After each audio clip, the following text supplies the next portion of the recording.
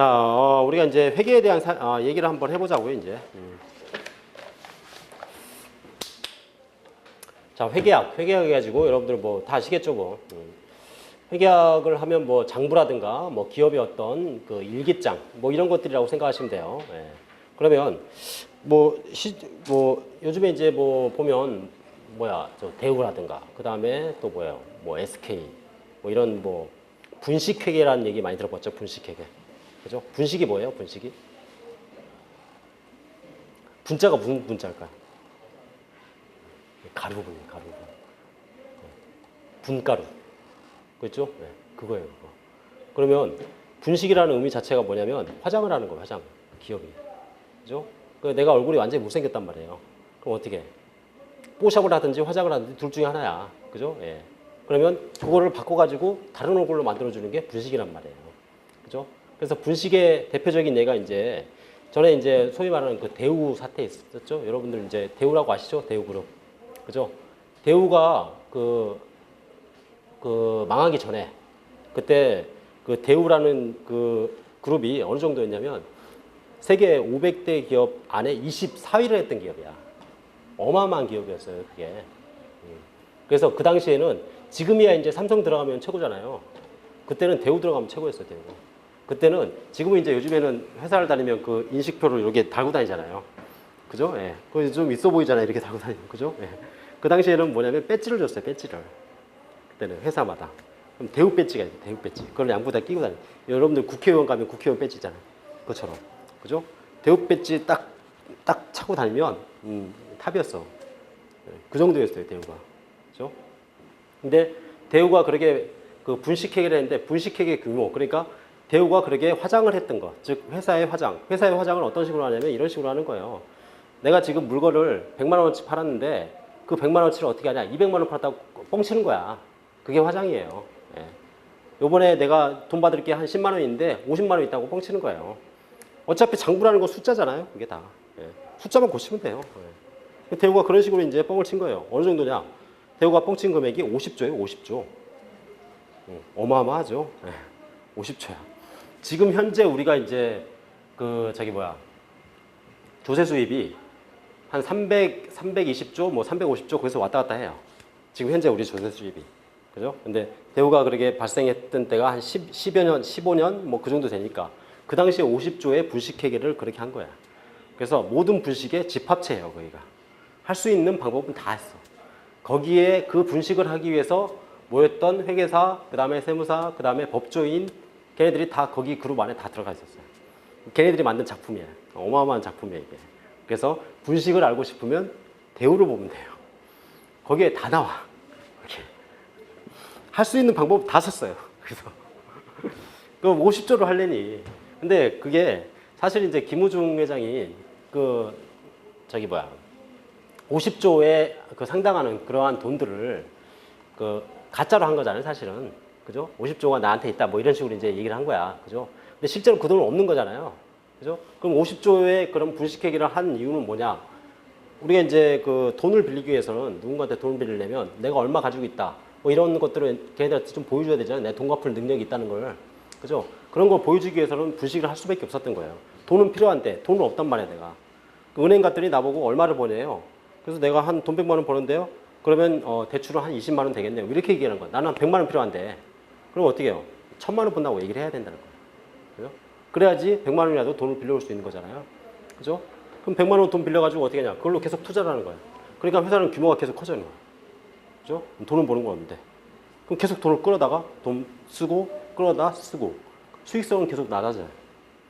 그러다 보니까 이제 나중에 빵꾸가 나는 거죠. 엊그저께 신문에 봤어요? 뭐 한국판 화차 해가지고 나온 거 봤어요? 어떤 여자가 신문 안 봐요? 화차가 뭐예요, 화차? 화차라고 혹시 못 들어봤어요? 화차? 일본 원작이 원래 일본 책인데 그게 뭐냐면 어떤 여자가 결혼식 전에 사라져버린 거예요, 약혼녀가.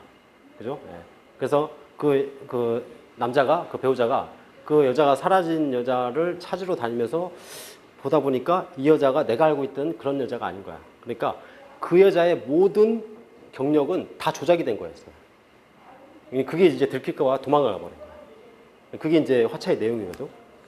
그렇게 해서 결혼을 했던 사람이 있었어요. 엊그저께. 가지고 구속이 됐단 말이에요. 그 사람이. 어떻게 했냐면 자기가 그 유명 병원의 의사라고 속인 거예요. 그래서 남편하고 결혼을 했어요. 애까지 낳았어. 난 그 남편도 이해하네. 아니, 그걸 몰랐을까? 지금까지? 그 와이프 직장을 한 번도 안 가봤나? 근데 그렇게 해가지고 어떻게 했냐면 이 여자는 버는 것도 없는데 의사도 아니에요. 의사도 아닌데 그 돈을 몇십억을 끌어다가 그 시누이한테 돈을 끌어다가 그걸로 명품 사고 차 사고 그렇게 썼던 거예요. 그러면 그 사람들은 머리에 총 맞았어요. 왜 돈을 꿔줄까 왜? 그 사람한테. 그 사람 채권 투자를 해가지고 이만큼 수익을 내주겠다 이렇게 얘기를 한 거야. 지금 요즘에 수익 낼 수 있는 데가 없잖아 거의. 그죠? 은행에다 예금해도 1%밖에 못 받아요 지금. 그죠? 그러니까 그거를 채권 투자를 한다고 해서 돈을 끌어모은 거예요. 그러면 얘네들한테 수익금이라는 건 뭔가 줘야 될 거 아니야. 근데 나는 돈이 없단 말이에요. 그럼 어떻게 해요? 얘한테 또 사기치는 거야. 그죠? A라는 놈한테 야 내가 돈 벌어다 줄게 1억을 끌어모았어요. 그럼 얘한테 돈을 줘야 될 거 아니에요. 내가 다 썼단 말이에요 지금. 돈이 없잖아요. 그럼 요놈을 딱 하나 잡고 야 내가 돈 끌어다 줄게. 그러다가 얘 줘요. 그죠? 네. 그런 식이었던 거야 계속. 그러다 보면 어떻게 될까요? 돈은 계속 줄잖아요. 네? 얘는 규모는 점점 커지는 거야 자꾸. 그러다 보면 나중에 빵꾸가 나는 거죠. 네. 그러면 이제 도망가는 거야. 그죠? 그게 이제 사기인데 기업도 그렇게 해요. 기업도. 그렇게 했던 기업이 있어요. 얼마 전에. 어떤 기업일까요? 초코파이 아시죠? 동양. 예? 네, 동양. 동양이 그렇게 했던 거야, 동양이. 동양이 채권이란 거, 후수인 채권 뭐 이런 얘기 들어봤잖아요. 그죠? 채권이 뭐예요, 채권이? 돈 빌리는 거잖아, 돈 빌리는 거. 그죠? 예. 채권을 투자를 하면 걔네들한테 7% 수익을 준대. 그죠? 그 당시에 7%의 수익률을 얻을 수 있는 그런 투자안이 없었어요. 상황이 너무 안 좋으니까. 그러니까 어떻게 해요? 사람들이 혹하는 거죠. 야, 7%를 준대. 누가 거기다 투자를 안 하겠어요. 그죠? 그럼 7%를 준다고 해서 투자를 했단 말이에요. 그러면 동양 입장에서 보면 돈을 끌어다가 자기가 10%를 벌고 얘를 7%를 주면 걔가 남는 거야. 그죠? 원래는 그렇게 되는 게 정상이에요. 근데 돈을 끌어다가 7% 이상 벌 수 있는 데가 없단 말이에요, 지금. 그럼 어떻게 해요? 돈은 줘야 될 거 아니에요, 수익금을. 채권 또 발행해. 아까 봤잖아요? 똑같아요. 돌려막기를 하는 거야, 계속. 그러다가 빵꾸가 나는 거예요. 그래서 맛이 갔던 거야, 걔네들이. 근데 우리가 이제 동양 같은 경우에는 개인 같은 경우에는 자기가 얘기하면 뭐 거기에 대한 그 사람의 어떤 경력이라든가 그런 것들을 확인해 볼 길이 별로 없지만 기업이라는 건 뭐냐면 공시제도라는 게 있단 말이에요. 재무제표를 공시를 해야 돼요. 그죠? 그러면 재무제표를 보면 이 회사가 돈이 있는 놈인지 없는지 알아야 될 거 아니야. 그죠? 동양이 그렇게 망하기 전에 3월 달에 4월 달 그때 공시를 했던 그 재무제표 안에 보면 동양은 내일 모레면 망합니다. 그렇게 써놨어요, 다. 근데 거기다 왜 투자를 했을까? 여러분들 재무제표 보면 알 수 있어요? 모르니까. 그래서 뭐냐면 동양이 망할 때 기관 투자가들 다 빠져나갔었어요. 개인들만 남아있었어. 그러니까 피해가 더 컸던 거야. 그 사람들은 재무제표를 볼 줄 모르거든.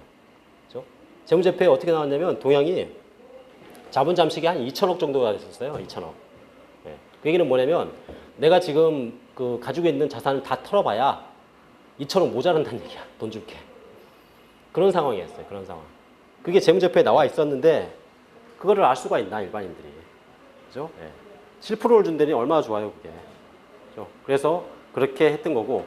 그러면 회사에 사람들이 이렇게 얘기할 수 있어요. 아니 그 사람들이 자기가 7%를 얻기 위해서 돈을 채권을 투자를 했는데, 그죠? 그럼 그 사람 잘못 아니냐 이렇게 얘기할 수 있잖아요. 채권 투자한 사람 잘못이지. 의사결정은 그 사람이 했잖아요. 그러면 그 회사 동양이 잘못한 건 뭘까요? 동양이 잘못한 건 7%가 안 나올 수도 있습니다. 그런 얘기를 해줘야 된다는 얘기야. 자기들은 알잖아요. 그거를 뭐라 그러냐면 불안전 판매라고 얘기를 하는 거야. 그래서 불안전 판매가 인정이 되면 동양의 잘못이 인정이 되는 거예요. 걔들 손해배상을 해줘야 돼요. 근데 불안전 판매가 인정이 안 되면 동양은 잘못이 없어요. 왜? 의사결정은 개인들이 했으니까. 그렇죠? 그래서 채권이라든가 증권회사들이 항상 어떤 물건을 팔 때는 거기에 대한 위험에 대한 얘기도 같이 해줘야 되는 거예요. 그러면 걔네들은 위험에서